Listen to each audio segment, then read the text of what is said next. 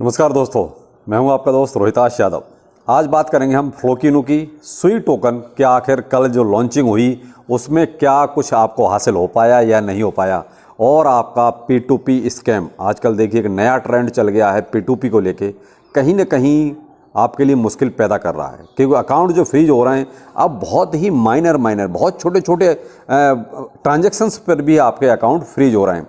तो चलिए, अगर वीडियो अच्छा लगता है तो प्लीज़ लाइक सब्सक्राइब जरूर कीजिएगा क्योंकि आप थोड़ा सा कंजूसी कर रहे हैं, तो थोड़ा सा ध्यान रखिएगा हमारा भी, क्योंकि मोटिवेशन तो आप ही देंगे। तो आप थोड़ा सा जो भी लोग नए इस चैनल पर आ रहे हैं तो प्लीज़ सब्सक्राइब कीजिए, और जो पुराने हैं वो लाइक। और चलिए बात करते हैं पहले P2P स्कीम की। देखिए कल एक भाई ने वीडियो बनाया, बहुत अच्छा लगा बना के। ऐसी अवेयरनेस आनी चाहिए, केवल हम यही ठोकते रहें ट्रेड लो ट्रेड लो ट्रेड। अरे भाई पहले पैसे को बचाओ भी तो सही, पैसा बचेगा नहीं तो आगे ट्रेड करेंगे कैसे। अब कल एक भाई ने जो वीडियो बनाया बहुत अच्छा लगा सुन के कि कम से कम कुछ लोग अवेयरनेस भी फैला रहे हैं। क्या कुछ लोग सिर्फ इसीलिए नहीं कि प्रमोशन करे जा रहे हैं और वीडियो बनाए जा रहे हैं, ऐसा नहीं, अवेयरनेस भी आनी चाहिए। तो भाई ने वीडियो बनाया बहुत अच्छा लगा, जिसने बिल्कुल साहब, क्योंकि P2P में अभी मान ली बहुत छोटे छोटे ट्रांजैक्शन, यानी आप $3-5 के भी अगर कोई P2P का ट्रांजैक्शन कर रहे हैं या USDT बाय कर रहे हैं तो आप ये मान लीजिए आपका अकाउंट फ्रीज हो रहा है। तो ये क्या है, एक नया ट्रेंड शुरू हो गया है P2P में। तो कहीं ना कहीं आपको यहाँ देखिए बहुत ही अलर्ट रहना पड़ेगा। देखिए मैं आपसे ये नहीं कहूँगा कि आप P2P मत कीजिए, क्यों? क्योंकि वो आप ही को करना है नहीं करना है वो आप डिसाइड कीजिए। हम ये कोई नहीं होते कहने वाले कि आप ऐसा मत करो वैसा मत करो। हम केवल जो करंट में चल रहा है हम वो आपके सामने तस्वीर रख देते हैं, बाकी मर्जी आपकी है, आप P2P करना चाहते हैं या नहीं करना चाहते।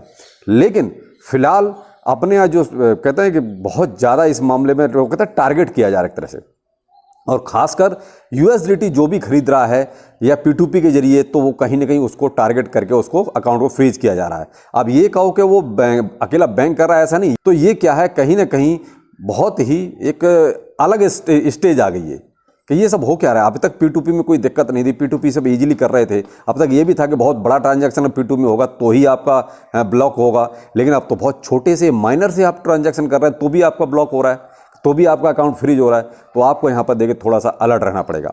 मैं यहाँ आपको सिर्फ एक सलाह देना चाहूँगा कि आप P2P कीजिए, लेकिन या तो बहुत ही वेरीफाइड जो आपका अकाउंट है उसके जरिए कीजिए, यानी जो एक्सचेंज ने वेरीफाइड कर रखा है, जो आपका मर्चेंट है यानी जो बीच में ट्रेडर है उसके साथ। दूसरा, आप P2P उसके साथ कीजिए जो आपके बहुत ही खास जानकार है बंदा, कोई जो इस काम को कर रहा है, तो आप उसके जरिए आप P2P कर सकते हैं, उससे आप USDT बाय कर सकते हैं। और अगर इसमें से आपके पास कुछ भी नहीं है तो मैं तो यही कहूँगा कि आप P2P अभी कुछ दिन के लिए ना करें तो ज़्यादा बेहतर है। बाकी आप जैसा ठीक समझें आप कर सकते हैं, लेकिन फिलहाल वही हो रहा है कि छोटे छोटे ट्रांजैक्शंस पर भी अब अकाउंट को फ्रीज किया जा रहा है। तो इसका मतलब ये है कहीं ना कहीं P2P और जो इस तरह के ट्रांजैक्शन हैं उनको टारगेट किया जा रहा है। तो ये था एक अलग ही लेवल का स्कैम भी इसको कह सकते हैं, क्योंकि स्कैम भाई जिन्होंने शुरू किया है अब वो समस्याएं तो आएंगी कि पहले तो USDT ले लिया, उसके बाद भी वो पैसा ट्रांसफ़र नहीं किया और सेल में। तो कहीं ना कहीं ये क्या है, बहुत ही एक अलग लेवल के स्कैम हो गए।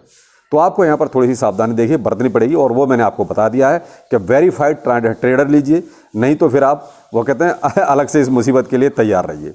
और दूसरा, अगर आपको करना ही है तो आप कोई USDT जो आपको सेल कर रहा है वो आपका परिचित है तो बहुत अच्छा है, तो कम से कम आप बचे रहेंगे। अब आते हैं फ्लोकिनो पर। देखिए साहब, फ्लोकिनो में बिटफिनेक्स की एक्सचेंज लिस्टिंग होनी है। तो जो मार्केट का हाल है उस हिसाब से मैंने आपको देखिए कल भी कहा था, मुझे बहुत ज़्यादा की उम्मीद नहीं है, क्योंकि मार्केट की जब सिचुएशन अच्छी होती है तो एक हाइप की उम्मीद अलग टाइप की होती है। लेकिन फिलहाल जो मार्केट की हालत है उस पर देखिए हम बहुत ज़्यादा उम्मीद नहीं कर सकते। फिलहाल जो रेट चल रहा है उसमें मैं कहता हूँ अगर आपका 38 और 40 के बीच में भी अगर इस सीरीज पे भी कहीं पहुँचता है तो प्रॉफिट ले लीजिएगा। कल का सोचा था हमने कि इससे भी ऊपर जाएगा, लेकिन अब वो उम्मीद नहीं है। तो देखिए आप यहाँ पर 38 और 40 की सीरीज में अगर कहीं जाता है तो आप 50% तक आप प्रॉफिट ज़रूर ले लें। और दूसरा, वॉच लिस्ट में हमेशा इसको आप टॉप पर रखें, इसलिए क्योंकि ये भी जरूरी नहीं कि यहाँ तक भी पहुँचेगा, क्योंकि हाइप जो थी वो कहीं ना कहीं रात के इस इवेंट ने, यानी जो FOMC का जो इवेंट था उसने वो हाइप कहीं ना कहीं थोड़ी कम कर दी है। तो इसलिए आप थोड़ा सा उसको वॉच जरूर करते रहें, और आपको अगर जहाँ भी ऐसा लगता है कि अब यहाँ पर हमें प्रॉफिट ले लेना चाहिए तो बिल्कुल आप अपना प्रॉफिट जरूर बुक कीजिए। उसके बाद देखिए प्राइस फिर से इसका डाउनफॉल आएगा। तो आजकल होता वही है कि by the rumour cell the news. तो जैसे ही बिटफिनेक्स का नाम आया, देखिए इसमें एक पंप तो कल ही आ गया था, और उसके बाद आज कितना आएगा ये कोई ज़्यादा कन्फर्मेशन वाला पंप नहीं होगा। तो इसलिए मैं आपको यही कहना चाहूँगा कि देखिए अगर 38 और 40 की सीरीज़ में कहीं आता है तो आप वहाँ पर प्रॉफिट ले सकते हैं मेरे हिसाब से। लेकिन मुझे थोड़ा सा डाउट वहाँ पर भी है कि वहाँ तक भी ये पहुँचेगा या नहीं पहुँचेगा, क्योंकि मार्केट की जो सिचुएशन है इसलिए। अब BTC आपका भी जैसे 29,000 समथिंग चल रहा है, तो आप यहाँ पर भी थोड़ा सा, मैंने आपको सुबह की वीडियो में भी कहा कि आप इसको 24 आवर टू 48 आवर इसको दीजिए मार्केट को, कि आखिर मार्केट किस तरफ जाएगा। अभी थोड़ा सा क्या है कि करंट में सब कुछ हुआ है, तो अभी एक थोड़ा सा यहाँ पर वक्त है कन्फ्यूजन वाला हिसाब रहेगा, क्योंकि मार्केट में ऐसा कुछ भी नहीं हुआ। FOMC के वो भाई उसमें रिजल्ट भी जो आया वो भी आपको 20.25 बेसिस पर ही आया, तो यहाँ पर क्या है मार्केट कन्फ्यूज हो गया। मार्केट तो एक बार को नीचे ही आया था, लेकिन उसको पंप करके जो है $1,000 लगभग ऊपर ले गए। तो ये क्या है कि ये कहीं ना कहीं करेक्शन लेने फिर से नीचे आएगा। क्यों? एक नॉर्मली अगर ये पंप होता तो एक अलग बात थी, लेकिन तो इसलिए मैंने कहा कि इसको थोड़ा सा देख लीजिए भाई। 24 आवर टू 80 आवर 48 आवर आप दीजिए मार्केट को, तो वहाँ पर क्या थोड़ी सिचुएशन आपको क्लियर हो जाएगी। तो ये हो गया साहब मार्केट का और फ्लोकिनो का हाल। क्या फ्लोकिनो में आपको क्या करना है?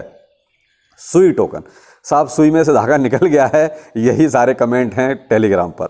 तो देखिए एक अच्छा खासा हाइप बनी और उसके बाद फिर से डाउनफॉल। तो कुल मिला के देखिए अब जो लोग एंट्री लेना चाहते हैं थोड़ा सा और वेट करें, अभी कोई फ़ायदा नहीं है। जैसे $1.3 के आसपास अभी इसका प्राइस चल रहा है, जो अकॉर्डिंग टू CMC ये गया था आपका लगभग 4.5 के आसपास डॉलर तक इसका प्राइस गया था, और वहाँ से लगभग अभी 70% प्राइस फॉल कर चुका है, यानी कि नीचे आ चुका है।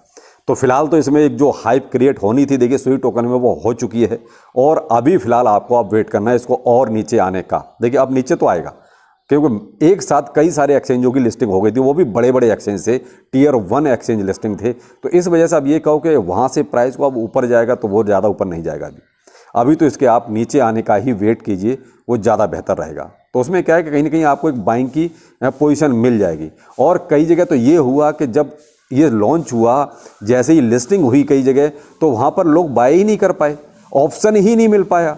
कहीं या तो कोई ग्लिच आ गया या हैंग हो गया, जो भी है, लेकिन बहुत सारे कमेंट ऐसे हैं जो लोग बाय ही नहीं कर पाए, तो उनका तो देखिए प्रॉफिट वैसे भी नहीं मिला। तो इसीलिए अब ये है कि जो भी बाय करना चाहते हैं वो थोड़ा सा भाई होल्ड कीजिए, अभी जल्दीबाजी में कोई मतलब नहीं है। वो मैं एक हमेशा बोलता हूँ तो उड़ता तीर नहीं पकड़ना चाहिए।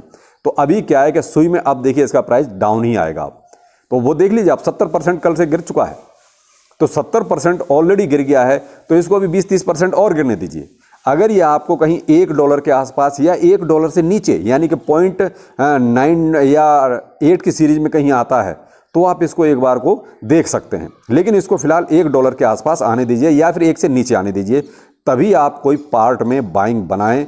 उससे पहले सुई में कोई भी अभी बाइंग ना बनाएं। जिन्होंने देखिए ले लिया उनका तो बात ही नहीं है, जो लेना चाहते हैं। लेकिन यह है कि हाँ, सुई कहीं ना कहीं आगे डेवलपमेंट अच्छा कर सकता है, क्योंकि लेयर भाई इसकी जो ब्लॉकचेन है वो कहीं ना कोई एक अच्छा आगे मूवमेंट दे सकती है। तो प्रोजेक्ट के मामले में देखा जाए तो प्रोजेक्ट ठीक है, आपको एक अच्छा आगे प्रॉफिट दे सकता है। बुल रन में भी हो सकता है ये $3.5 या $3 के आसपास तक भी चला जाए, लेकिन ये बुल रन की बात होगी। अभी तो फिलहाल लॉन्चिंग की बात है, तो लॉन्चिंग में तो फिलहाल जो था आपके सामने है और हो चुका जो होना था। तो फिलहाल आप वेट कीजिए, मैंने आपको टारगेट दे दिया है कहाँ तक आप इसमें देख सकते हैं। और मार्केट में ऐसा फिलहाल ना नेगेटिव कुछ चल रहा है ना पॉजिटिव चल रहा है, सेंटिमेंट 50-50 हो गए हैं कि मार्केट पता नहीं किधर जाएगा। तो इसीलिए आपको कम से कम 24 आवर से 48 आवर मार्केट को दीजिए और उसके बाद देखते हैं क्या होता है। और फ्लोकिनो में क्या करना है वो भी आपको मैंने बता ही दिया है। तो चलिए फिर मिलते हैं किसी नए अपडेट के साथ। नमस्कार।